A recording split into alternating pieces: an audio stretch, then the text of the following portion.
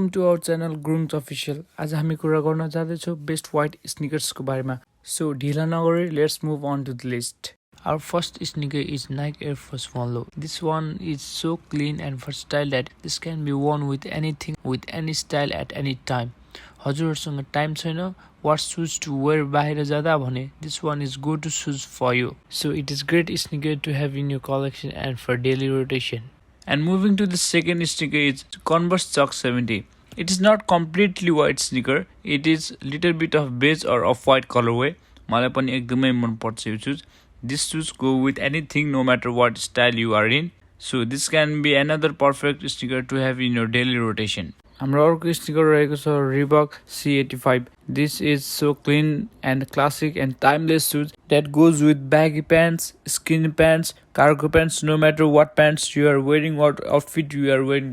So this can be your another sneaker pair to add in your wardrobe and for daily rotation. So हाम्रो अर्को pair रहेको छ Adidas Continental 80. This sneaker can be rocked with any type of jeans, any type of chinos, fitted jeans, skinny jeans. You can't go wrong with this one. So this can be another pair of sneaker that you want to rock. हाम्रो अर्को pair रहेको छ Vans बाट two sneakers. First मा रहेको छ white Vans authentic and अर्को रहेको छ Vans old school white मा.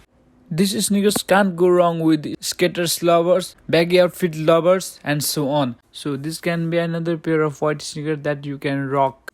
So हाम्रो अरु white sneaker को लिस्ट को कुरा गर्ने हो भने white with black shoes Puma Clyde and Adidas Stan Smith. You can go wrong with these two also. And this is the list of best white sneakers. यति नै थियो आजको लागि. हजुरहरुलाई कुन चाहिँ white sneakers best लाग्यो कमेन्ट गरिदिनु होला. And took up some of the authentic sneakers. Please follow Insta page Gurunzhype and my personal account Vishal Gurunz, and make sure to like this video and subscribe this channel. Until now, peace out.